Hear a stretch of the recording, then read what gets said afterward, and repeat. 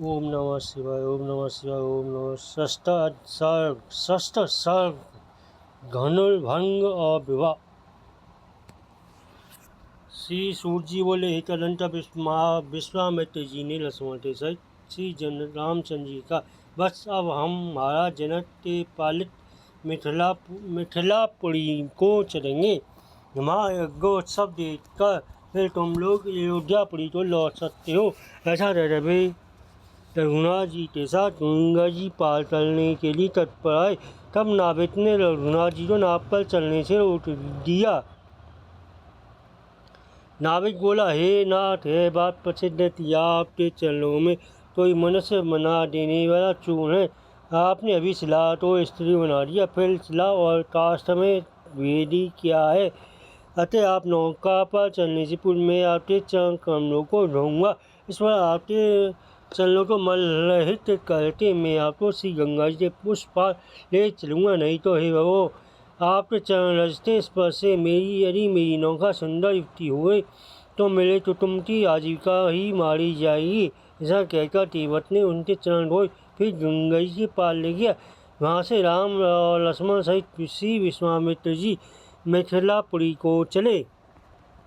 प्रातःकाल होते ही वे विधेय नगर में पहुंचकर ऋषियों के निवास स्थान में ठहर रहे। उसी समय विश्वामित्र जी के आगमन की सूचना पाकर जनक जी अत्यंत प्रसन्नतापूर्वक पूजन सामग्री लिए अपने पुरोहित के साथ वहाँ आई और साथ दंडवत कर उन्होंने मुनिवर कौशिक की पूजा की।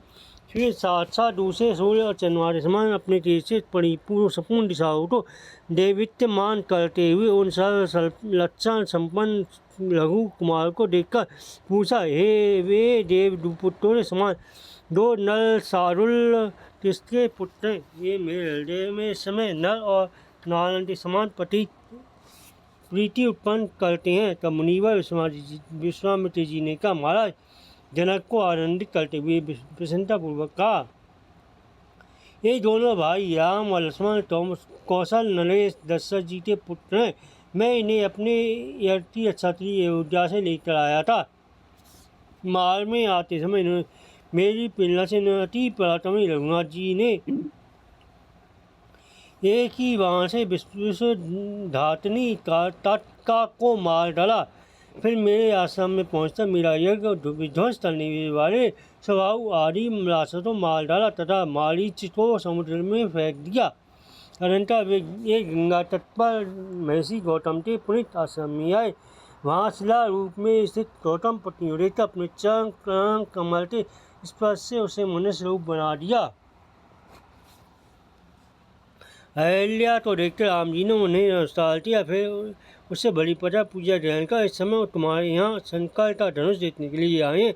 हमने सुना है उस धनुष की तुम्हारे यहाँ बड़ी पूजा होती है और सब लोग राजेंद्र से देख गए हैं।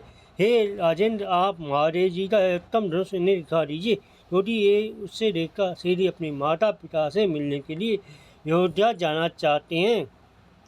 मुनिवर विश्वामित्र ऐसा कहने पर धर्मज्ञ राजा जनक ने राम और लक्ष्मण को पूजनीय समझकर उनकी विधि पूर्वक पूजा की। फिर अपने बुद्धिमान मंत्री को यह कहकर भेजा कि तुम सीधी श्री विश्वेश्वर का धनुष लाकर रामचंद्र को दिखाओ। मंत्री के चले जाने पर राजा ने श्री विश्वामित्र जी से कहा, यदि रामचंद्र जी उस धनुष को उठाकर उसकी कोटियों पर लौंडा चला देंगे तो निश्चय मैं उन्हें अपनी कन्या सीता विवाह दूंगा। तब विश्वामित्र जी ने राम जी की ओर देखते हुए मुस्कुराकर कहा कि ठीक है आयन, आप सीधी वह धनुष अमित तेजस्वी रघुनाथ जी को दिखाइए। मुनीश्वर के ऐसा कहते ही बड़े बलवान 5000 धनुष भाग उस धनुष श्रेष्ठ को लेकर वहाँ आ पहुँचे। उस धनुष में सैकड़ों घंटियाँ बंधी हुई थी तथा वह हीरे मणि आदि रत्नों से सुसज्जित था। तब परामर्शदाताओं में श्रेष्ठ उन मंत्रीवर ने राम को वह धनुष दिखाया। प्रसन्नचित्त राम जी ने उसे देखते ही गहरता से कंवर कसकर उस धनुष को खेल करते हुए बाएं हाथ से उठाकर थाम लिया और सब राजाओं के देखते देखते उस पर लौंडा चला दिया। फिर सबके हृदय सर्वस्व भगवान राम ने अपने दाएं हाथ से उस धनुष को थोड़ा खींचा और दसों दिशाओं गुंजायमान करते हुए तोड़ डाला। दिशा विदिशा स्वर्ग लोक मृत्यु लोक रसातल आदि समस्त पातालों में वह शब्द गूंज उठा। स्वर्ग लोक से जड़ोटे देखती देखते है एक बड़ा आश्चर्य सा हो गया। देवताओं ने पुण्य वर्षा कर भगवान को धरती दिया। धुंधुली आदि बाजे बजाते हुए उनकी स्तुति की तरह अप्सराएं नृत्य करने लगी। धनुष से 2 खंड हुए। महाराज जनक ने श्री रघुनाथ जी का आलिंगन किया और अंत में पुल के आंगन में स्थित सीता जी की माताएं अत्यंत विस्मित हुई। तत्पश्चात सब लंका विभूषिता स्वर्ण वर्णा सीता जी अपने दाहिने हाथ में सुवर्णमयी माला लिए मंद मंद मुस्कुराती हुई वहाँ आई। वे मुट्ठा हाथ कर्णफूल और झमझमाते बाजेवादी आभूषणों से विभूषित थीं तथा उनके शरीर में अत्यंत उत्तम साड़ी पहने हुए थी जिससे वे उनके पीन पायोधर झलक रहे थे। सीता जी नम्रता पूर्वक मुस्कुराते हुए जयमाला श्री रामचंद्र जी के ऊपर डालकर प्रसन्न हुई। उस समय श्री रामचंद्र जी के सर्वालंकार विभूषित भुवन मोहन रूप को झरोखों में से देखकर समस्त रानी अत्यंत आनंदित हुई। फिर सबक शास्त्रज्ञ महाराज जनक ने मुनिवर विश्वामित्र जी का मुनिवर कौशिक जी आप तुरंत ही महाराज दशरथ के पास पत्र भेजिए। वे कुमारों के विवाह उत्सव के लिए सीधी पुत्र महर्षि और मंत्रियों के साथ यहाँ पधारे। तब विश्वामित्र जी ने बहुत अच्छा है कहकर शीघ्रगामी दूतों को भेजा। दूतों ने जाकर राज शार्दूल दशरथ जी से रामता तुसल सेम कहा। उनसे रामचंद्र जी के अद्भुत कृतज्ञ का वृत्तांत सुनकर महाराज परमानंद में डूब गए। फिर उन्होंने अपने मिथिलापुरी के चलने के लिए श्रीका तलते हुए मंत्रियों से कहा, हाथी घोड़े रथ और पदातियों के सहित सब लोग मिथिलापुरी को चलो। मेरा रथ भी तुरंत ले आओ। देर न कर मैं आज ही चलूँगा। अग्नियों के और अरुंधति के सहित मेरे गुरु मुनि श्रेष्ठ भगवान वशिष्ठ जी राम की माताओं को लेकर सबसे आगे चले। इस बार सब पूछ कराकर विशाल रथ पर आरूढ़ हो महर्षि ऋषि दशरथ जी बड़े जलबल के साथ शीघ्रतापूर्वक मिथिलापुरी को चले। रघुकुल तिलक दशरथ जी को आए हुए सुन महाराज जनक हर्षपूर्वक पुरोहित चित्तानंद जी को लेकर उन्हें लेने गए। उन पूजनीय राजा का यथोचित रीति से सत्कार किया। तदनंतर लक्ष्मण सहित राजा राम जी ने पिता के चरणों में प्रणाम किया। तब राजा दशरथ ने प्रसन्न होकर राम से कहा, राम आज बड़े भाग्य से मैं तुम्हारा विचित कमल समान मुख देखा हूँ। मुनिवर के अनुग्रह से सब मेरा कल्याण ही हुआ। ऐसा कहकर वे पुण्य हृदय से लगाकर और उनका मस्तक सूंढकर अत्यंत हंसे मानो ब्रह्मानंद में डूब गए। तदनंतर महाराज जनक ने उन्हें रानी और राजकुमारों सहित समर भोग सामग्रियों से पूर्ण एक परम सुंदर महल में सुखपूर्वक रहया। फिर 100 दिन 100 ब्रह्मोत्सव और लगन के समय धर्मज्ञ जनक जी ने भाइयों सहित काम को बुलाया और सर्व शोभा संपन्न विस्तृत मंडप में जिसमें रसन जड़ित स्तंभ सुंदर वितान मनोहर तोरण तथा मोतियों पुष्प और फल लगे हुए थे तथा जो सुवर्ण भूषण भूषित वेद पाती बामोटे से खच्चर भरा हुआ था और सुंदर वस्त्र धारण किए निष्कंठी नारियों में समाकुल था। श्री रामचंद्र जी को इस दिव्य रतन जड़ित सुवर्ण सिंहासन में बैठाया। उस समय भेड़ी और धुंधुवी आदि बाजों के साथ तरह नित्य गान आदि का बड़ा तुमुल कोलाहल हो रहा था। तब पुरोहित चित्तानंद जी ने श्री वशिष्ठ जी और विश्वामित्र जी का क्रम से पूजन कर उनको रामचंद्र जी के दोनों ओर बैठा दिया। फिर वह विधि पूर्वक अपनी प्रस्तुति की गई और नाना रत्न विभूषिका सीता जी को लेकर साथ एक महारानी सहित महाराज जनक जी कमल नयन रामचंद्र जी के पास आए और विधि पूर्वक उनके चरण धोकर अपने सिर पर चरणोदक रखा, जिसे शिव ब्रह्मा और अन्य मुनिजन भी सदा अपने उत्सव पर धारण करते हैं। फिर सीता जी का हाथ पकड़ा उसे जल और चावल सहित पानी ग्रहण की विधि से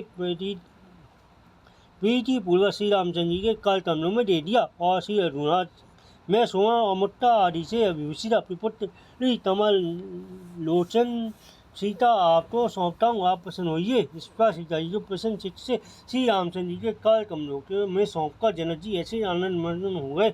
यह शील सागर श्री विष्णु भगवान के कर कमलों में लक्ष्मी जी को सौंपकर हुआ था। इन्होंने प्रसन्नतापूर्वक अपनी ओर से कन्या और मिला लक्ष्मण जी को बिहारी कला। अपने भाई की पुत्रियां मांडवी और सुतेलती क्रम से भरत और शत्रुघ्न को दी। इसका सुलक्षण संबंध चारों भाई पत्नियों सहित साक्षात दूसरे लोग पारसमान अपने प्रकार से सुशोभित हुए। तदनंतर मिथिलापति महाराज जनक ने पुत्री जानकी के विषय में देव ऋषि नारद ने जो कुछ कहा वह सब वृत्तांत विशिष्ट और विश्वामित्र जी को सुनाया। बोले, एक बार मैं यज्ञ भूमि में शुद्ध जलीय हल जोतता रहा। उस समय मेरे हल से सीता अग्रभाग से यह शुभ लक्षणा कन्या प्रकट हुई। उस समय मैंने इसे देखा और इससे पुत्रीवत प्रीति हुई। इसलिए मैंने इस चंद्रमुखी को अपनी प्रिय पत्नी को सौंप दिया। एक दिन जब मैं एकांत में बैठा हुआ था, मेरे पास महर्षि नारद जी अपनी महती नामती वीणा बजाते हुए सर्वव्यापक श्री हरि का गुण गाते हुए आए और मेरे पूजा सत्कार आदि कर चुके पर वे सुखपूर्वक बैठकर प्रसन्नतापूर्वक कहने लगे। राजन, अपने कल्याणकार कारण रूप यह परम गुप्त वचन सुनो। परमात्मा हंसी के भट्टों पर कृपा रेवतारी तारसिद्धि और रावण का वध करने के लिए मानव रूप से अवतीर्ण होकर राम नाम से विख्यात हुए। वे परमेश्वर अपने चारों अंशों से दशरथ के पुत्र होकर अयोध्या में रहते हैं और इधर योग माया ने तुम्हारे यहाँ सीता के रूप में जन्म दिया है। अतः तुम प्रसन्न पूर्वक इस सीता का पाणिधन श्री रघुनाथ जी के साथ ही करना और किसी से नहीं छोटी है। पहले से ही परमात्मा राम की ये भार्या है। ऐसा लगता है देवऋषि नारद जी आकाश मार्ग से चले गए। तब से मैं सीता को विष्णु भगवान की भार्या लक्ष्मी समझता हूँ। फिर यह सोचते हुए कि शुभ लक्षणा जानती किस पर रघुनाथ जी को दूँ। मैंने ये युक्ति विचारी। पूर्वकाल में श्री महादेव त्रिपुरासुर को भस्म करने के लिए अनंत है धनुष मेरे दादा के यहाँ धरोहर के रूप में रखा था। मैंने यह सोचता कि सीता के परिधन के लिए सबके गर्भनाशक के धनुष को ही बनाना चाहिए। वैसा ही किया। हे मुनि से दादी कृपा से यहाँ कमल नयन राम जी धनुष देखने आ गए और मेरा यह मनोरथ सिद्ध हो गया। हे राम, आज मेरा जन्म सफल हो गया। जो मैं सूर्य समान देवित्यमान और प्रतिष्ठा के साथ एक आसन में विराजमान आपको देख रहा हूँ। प्रभु, आपके चरणों दत्त को सिर पर धारण करते ही ब्रह्मा जी सृष्टि चक्र के परिवर्तित हुए। आपके चरणों दत्त के प्रताप से बलि को इंद्रपद प्राप्त हुआ है और आपकी चरण धूलि से स्पर्श अहल्या तुरंत पति साप के साप से मुक्त हो गई। आपसे भलता हमारा रक्षक कौन है? जिनके चरण कमल प्राग के रक्षित काल चक्रों जीतने वाली गुरुजनों के संसार भय को भी जीत लिया था। जिनके नाम दिलधन में लड़े हुए हैजा देवगण दुख और शोक को जीत लेते हैं, उन आपको मैं निरंतर शरण ध्यान करता हूँ। महात्मा रघुनाथ जी की इस प्रकार स्तुति कर महाराज जनक ने उन्हें दहेज में 100 करोड़ दिनार, सुवर्ण मुद्रा 10,000 रथ, 10 लाख घोड़े, 600 हाथी, 1 लाख पदाती और 300 दासियाँ दी। तब तथा सीता जी को पुत्र की वत्सल जनक जी ने प्रेम पूर्वक अनेकों दिव्य वस्त्र और मोती का रतन जनित उज्ज्वल हार दिए। अनंतर उन्होंने वशिष्ठ जी की पूजा की। फिर भरत, लक्ष्मण, शत्रुघ्न और राजा दशरथ का धन आदि से यथोचित सत्कार था। श्री रघुश्रेष्ठ महाराज दशरथ को विदा किया। फिर माताओं ने रोटी हुई सीता को गले लगाकर नेत्रों में जलकर कहा, बच्चे तुम सासू की सेवा करती हुई सदा रामचंद्र जी अनुगामिनी रहकर पतिव्रता धर्म का अवलंबन कर सुख पूर्वक रहना। तदनंतर श्री रघुनाथ जी के कूच करते समय भेड़ी, मृदंग, आनक, तुड़े आदि बाजू का घोष आकाश में देवताओं ने बजाए हुए भेड़ी, झांझ और तुड़े आदि के शब्द मिलाकर प्राणियों को भय जाने वाला हुआ। इति श्रीमद् अध्यात्म रामायण उमा महेश्वरी बालकांडे षष्ठ सर्ग। ओम नमः शिवाय, ओम नमः शिवाय, ओम नमः शिवाय, ओम नमः शिवाय, ओम नमः शिवाय, ओम नमः शिवाय, ओम नमः शिवाय, ओम नमः शिवाय।